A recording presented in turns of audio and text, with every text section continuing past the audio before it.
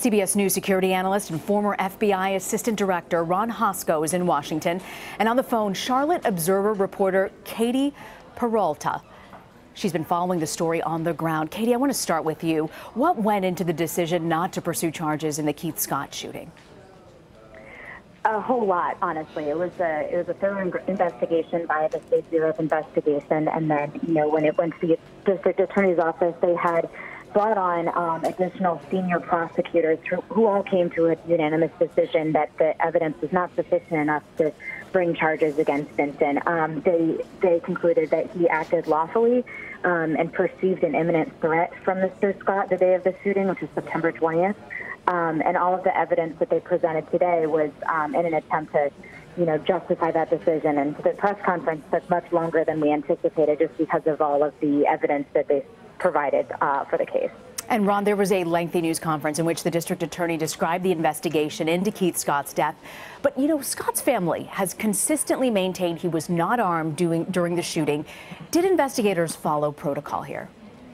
I think they did, Rena. It sounded like the investigators and the prosecutor's office really went to great lengths to disprove false information that had been provided.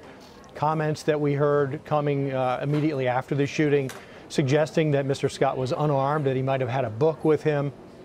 And they took every step to rebut those stories, to include DNA analysis, looking for fingerprints, looking at the totality of video evidence that might have been collected, analyzing all the statements from the witnesses, particularly the police officers, to come to this conclusion. And that is what the law expects and requires, that it's a look at the totality of circumstances through and to evaluate whether the actions of this police officer were objectively reasonable.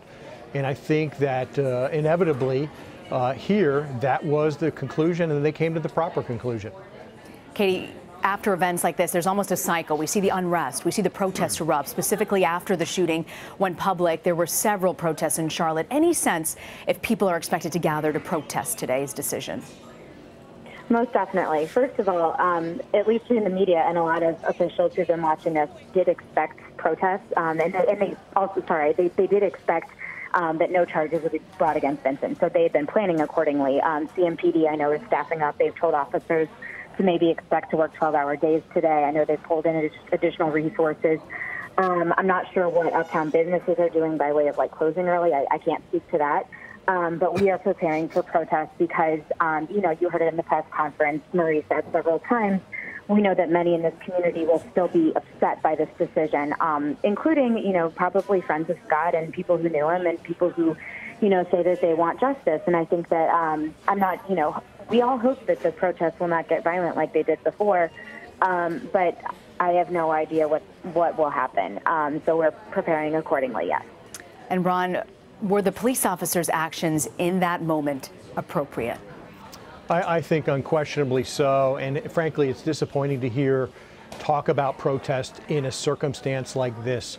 We've seen other occasions across America where the officers did what they were expected to do. Unfortunately, what they have to do in this set of circumstances, this is not a spaghetti western where you're waiting for the other person with a gun to draw or to get their shot off at the police first.